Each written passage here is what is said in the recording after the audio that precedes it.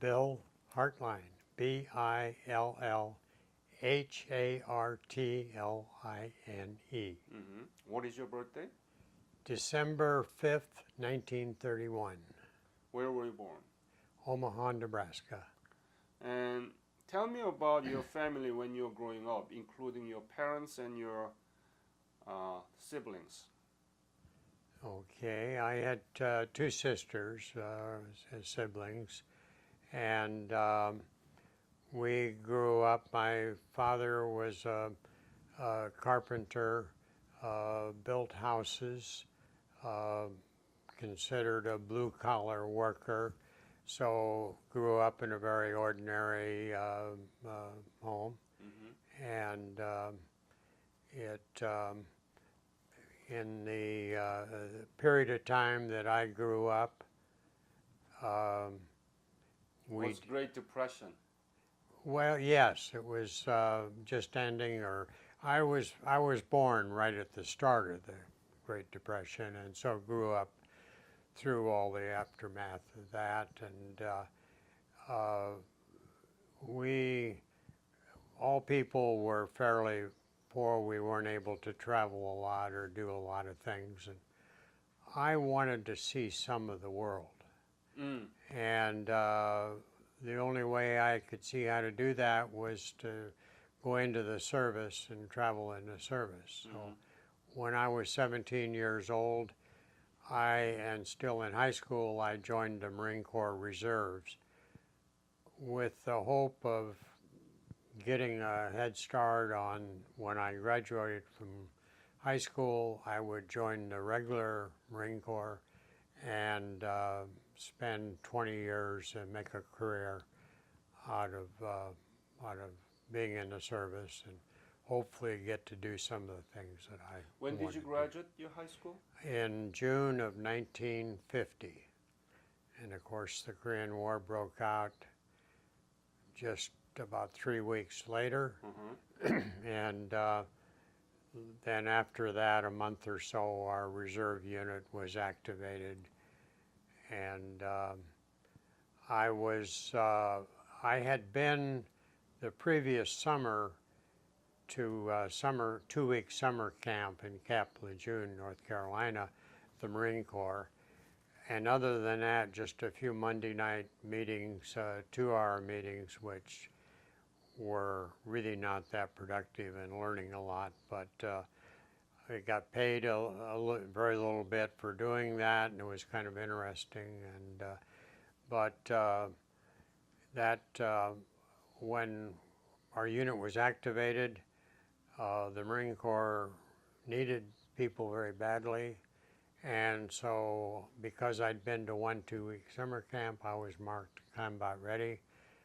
Didn't go to boot camp or anything else, and went through a series of steps, went directly to Korea.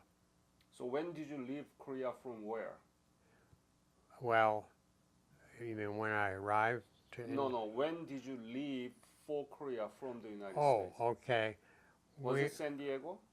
From San Diego, and I don't remember the exact dates. Approximately. September 1950, and we were aboard ship or in transit when the Incheon landing was taking effect, so we couldn't join the Marine Corps, and so they put us off in Japan. We went to Otsu, Japan, and spent, I don't know, 3 weeks or 4 weeks doing some additional conditioning and that kind of thing, just to kind of hold us there, and wait until the Marine Corps came around from Incheon to Wonsan, and we landed in Wonsan after the first Marines landed there, and then caught up with them. I see. Did you know anything about Korea? Were you briefed about the Korean War? No, very little. But it was a war that it was necessary for us to defend, and that's that's what we were supposed to do when we were in the military, is told what we were supposed to do. And so there wasn't much question about, whether we... So finally, your dream came through to see the foreign country, but it unfortunately was in the middle of war. That's right. Oh my goodness, That's right. huh? Yeah, yeah, yeah. Unintended consequences, yes. But you were in Wonsan, right? Yes, we So landed. tell me about the Wonsan landing. Tell me. Well, we were part of, our group was called the First Replacement Draft. So what was your unit? Well, we were just a bunch of reserves that Right. were supposed to be replacements. Mm-hmm. And so when we landed, they weren't, none of us were experienced, none of us had that much training, and so we were split up and put 1, 2, 3 people per unit. We were spread all over the Marine Corps, broken up. So we didn't, our name of our group when we landed was the First Replacement Draft. And then we were split up and put into different units. So finally, what unit did you belong to? I was put into a 4.2 mortar company in the 5th Marine Regiment. 4.2 mortars, Uh-huh. 5th Marines. 5th Marine. Yeah, You mean the regiment. yes. And your specialty was MOS? Well, when I attended that 2-week summer camp, I did a number of things, but I fired a rocket launcher, a bazooka, twice, I think it was.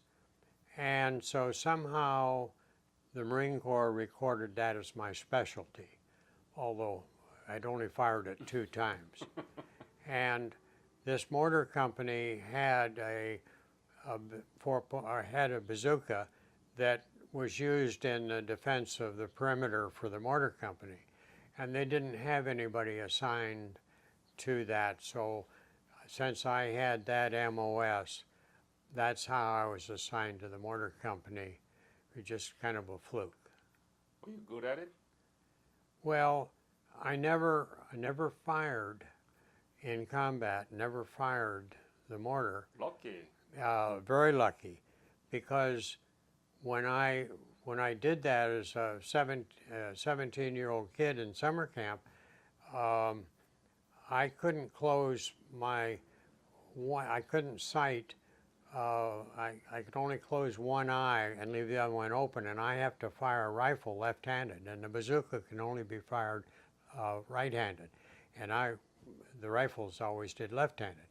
So, and I didn't have, in combat, of course, wouldn't have a patch to put over my eye. That would be, and so the mortar rounds that were used in the bazooka were boxed in similar boxes of the mortar rounds, and those were stored on a truck. And the couple of times where I was called on, or where I could have used that bazooka I couldn't get to the ammo because it had all this other stuff packed on top of it. And that was fortunate, because without, one thing I learned about the bazooka, if you didn't fire that regularly, the sights became all disoriented, and you probably couldn't hit the side of a barn with it without, and I had never fired this particular one, and it would have been disaster had I been called on. The other thing in the protection of the company that I always fell into, I was supposed to operate, was a machine gun, and I had never fired that machine gun, and I was called on a couple of times where things broke down in front of us, and the Chinese were charging us, and we had to charge some hills, and I had to charge the hill with that machine gun. And both times that I was required to do that, all of a sudden the troops in front of us regrouped, came together, and pushed the Chinese back up the hill. And so I didn't ever have to fire that. And so I was very fortunate with my inexperience and my young age that It's hard to believe that you never used this either bazooka or machine gun. Right, yeah. But you were in the middle of war. But I was in the middle. Yeah. Did you fire the rifle? No. No, not at all? Not at all, because when we were coming out of the Chosin Reservoir, we were, being this mortar unit was carried in trucks, we were always on the road. And the Chinese were always, we could see them, but they were so far away that we couldn't effectively shoot from the road. A few people did, and if they had sights and binoculars, and they could do some shooting. I didn't have that equipment, and I was a pretty good marksman with a rifle, and but I just wasn't in a position to be able to do that. And the one time when I came the closest to being into some real tight space, when we were coming, after we come over Fuchilin, I can never say it right, pass. Yeah, Panchorion, yes. Panchorion. Yeah. Down at the, we came over that pass, and we were pretty strung out. We were on the road, and right close to us was an artillery unit, and they had their artillery, their 105s, on the back of their, pulled on the back of their trucks. And so as we got down and it got dark, and we kept going, which was probably a bad choice by our commanders. But we were moving in the dark and down the road and kept going, and the firing had quit, and we're moving along. And we came down to the very bottom of the pass where the road leveled out, very level. And there was a farmhouse and a barn on just off the road. And there was a little stream kind of going through that area. And the Chinese had blown up a bridge that was over that stream. It wasn't really significant, but we were coming in close to Hagaruri. Oh, you went up to Hagaruri? Pardon? You went up to Hagaruri? Well, we were coming down from Udamni, and Hagaruri is south of. Oh, yeah. You were in the Udamni too? Yeah, well, yes. I was there. I was up with the forwardmost troops when we got hit at Udamni. In fact, our group was separated north of Udamni, so we were the furthest group to the north of any of the Marines when the Chinese hit us on the 27th. You were in there? Yeah. Tell me about it. When you saw them attacking you for the first time, how was it? I mean, well, we were split up into certain night watches. You know, we always had people, like 25% were awake and patrolling, you know, outside of our unit. And I had the first watch, which I believe was from 6 to 10 o'clock at night. I'm pretty sure of that, because these would have been 4-hour watches. And so I finished my watch. I woke up my replacement. I crawled into my sleeping bag, and so it was just a few minutes after 10 o'clock, and then all hell broke loose. There was all the firing and a lot of tracers filling the sky, you know, from the firing, and there were some I've forgotten what they're to illuminate the sky, forgotten the term. Yeah. Anyway, those were going off so that people could see what was going on. And that was all happening. And so I quickly got out of my sleeping bag, and my commander told me to grab 2 people to get that machine gun that I told you I was responsible for. And I was to take these 2 guys and to go on the road, and there was a little bridge on the road, and I was supposed to use that machine gun to defend that bridge. And we sat there all night, and there was fighting going on all around us, some of it hand to hand. Nobody ever tried to cross that bridge. So we sat there and never fired that machine gun all night, although all around us there was just, chaos and I cannot firing. believe in the middle of that severe battle you didn't even fire a shot. Didn't even fire a shot. No, we sat there all night. And we got up it became daybreak, and we pulled, and our unit was going to try to regroup and move someplace else. So we secured the machine gun and quit. I was somehow very fortunate because all these things kept going on around me, but bypassing me. I never got caught up in them.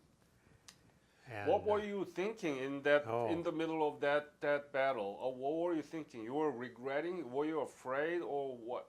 Tell me the psychological mood that you had at the time. Well, I was afraid. But I had a job to do. My job was to man that machine gun, and I was going to do it. So I never questioned it. I didn't, maybe afterwards I thought, about how scary that was. But while it was going on, it was a job that I was doing and expected to do, and had to uphold my end of it. So that. And then, so you went down to Hungnam. Well, yeah, and we on the way when we got down, I told you at the bottom of Puchilin Pass, at the bottom and leveled out, and at this farmhouse, everybody, there was our company, which were probably, 50 people in the company or whatever it was, and also the utility company, maybe an equal number, and everybody wanted to get into that farmhouse and get warm, and they did. I mean, they were packed in there and laying around and laying out, nose to nose, and every square inch of that place. And my company commander sent me out he said, take 2 men and go check the barn and make sure there isn't any enemy in the barn. And we did that and came back, and I was hallucinating before that quite a bit because I hadn't slept in 4 days. And so if I'd have seen somebody in the barn, I don't think I'd have shot them because I'd have been afraid I was wrong. But there wasn't anybody there, and we came back. And in the meantime, the company commander decided that was a bad spot to be, all of us crammed into that farmhouse. And so he pulled the company out and said, we're going to go on to Haggerori. And so just before he had everybody grouped there, and they started counting noses, discovered that we're missing 1 guy. So company commander, again, I wasn't part of the mortar company, so I was kind of, a catch-all to do anything that he required, because he wouldn't have asked somebody from one of the mortar units to do it. He asked me. And he told me to go back into the farmhouse and to find this guy that was missing. And so I go back in, and everybody is crawled up in their sleeping bags, and they're all trying to sleep, and I'm shaking them and asking, are you so-and-so, are you so-and-so? Rod Ellis was the guy's name. And are you Rod Ellis? No. And cuss me and get out of here, for waking him up. And after that, I kind of got tired of doing all that, and I thought, well, I'm going to try one more guy, and if that's not it, I'm going to go back and tell my commander I can't find him. And the next guy I shook was the guy I'm looking for. And so I said, come on, we got to go. So he had taken his boots off, and he had to get out of his sleeping bag, roll it up, put his boots on. That took some time, and we went outside. And my company has left. They've gone. And I think the company CO was really worried about the spot we were in. And so we just kept walking on down the road. I thought we'd catch up with them. I wasn't really thinking too well, but that little stream that was there where the bridge had blown up, they had sent some engineers out from Hageroo to repair it. And they're working on that bridge trying to repair it. And we went right by them, and they're just, looked like they're getting it pretty well fixed. There wasn't that much water running, and so we were able to get around all right, and we got across it and down the road. And we traveled down the road a ways, and it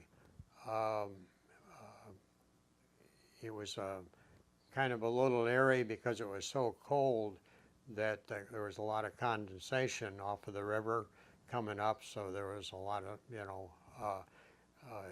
kind of almost like a cloud, hanging real low, but on the ground, and we're walking along, and then I thought I heard a truck, so I yelled out 4.2 is the name of our company, and the sound stopped, and I thought that was strange, and then I got to thinking about the predicament we're in, and I thought this is kind of scary, so I looked at Rod and I said, come on, we're going to go back, to the farmhouse and spend the night wait till morning, to try to find these guys, because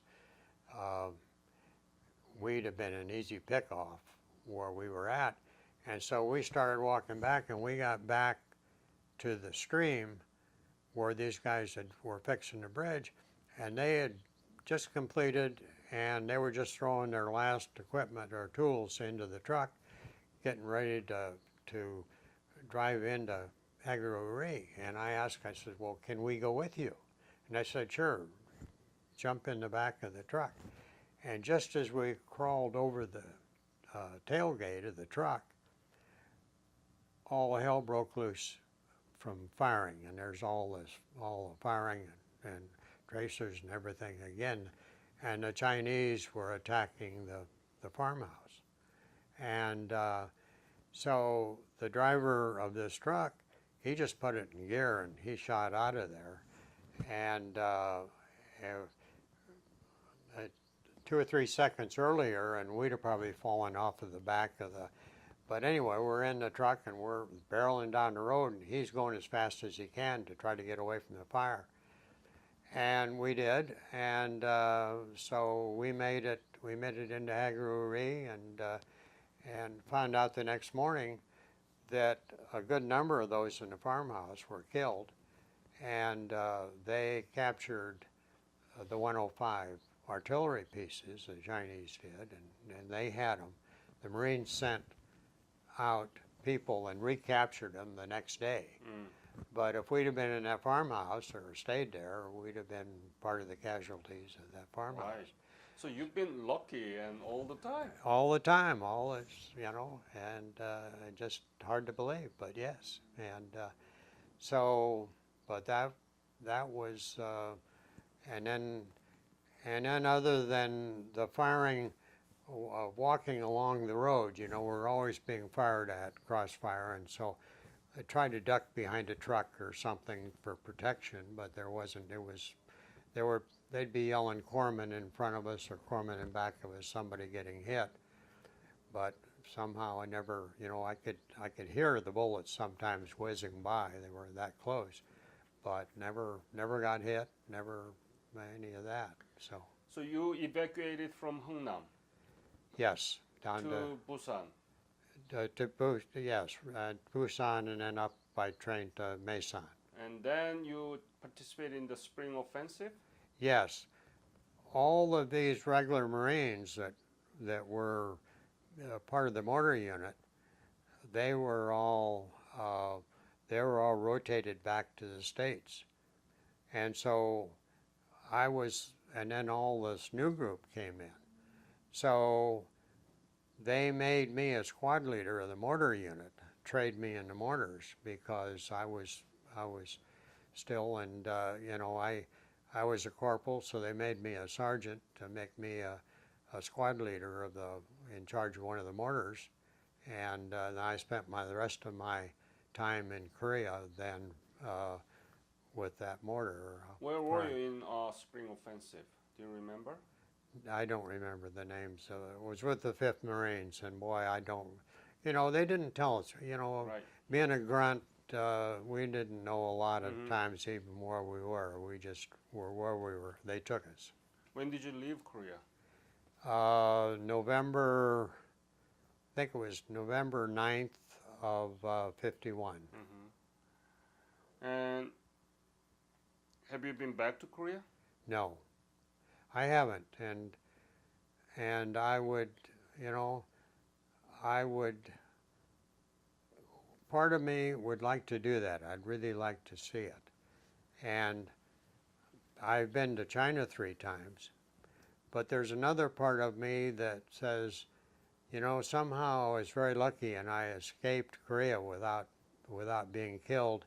I don't want to give it another chance. I mean, and that's it's a peacetime. Yeah, I know, and that's irrational. But you could be, hit by a truck or anything, right? anything. Yeah, and it's just one of those fears that doesn't make any sense. And I should go back because, to me, I've been so pleased to see what that the Korean people have done with the country since we left. Tell me about it. What do you know about the post-war Korean development? Do you know? Well, just how successful it's been, and with all of the great companies that have come out of that, and the car manufacturers, and and computers, and just on and on and on. And it's kind of interesting because I have a granddaughter who just 2 months ago married a Korean. Huh. And it was a guy that was adopted when he was a kid by a U.S. family, and he needed a lot of medical help at a very young age. And so this couple from Denver, they adopted him and a girl that also needed a lot of help. And they raised those 2 kids. They were really a great couple. And so anyway, my granddaughter married this guy, and I'm very happy. And so I thought that's interesting. Congratulations. And you bet. And after World War II, U.S. has involved like a dozen wars, including Korean War, Vietnam, yes, war with Afghanistan, Iraq, and small limited war like Kosovo and Somalia. Can you name any war that came with a very concrete outcome like a South Korea? No. No. No. It's you're right.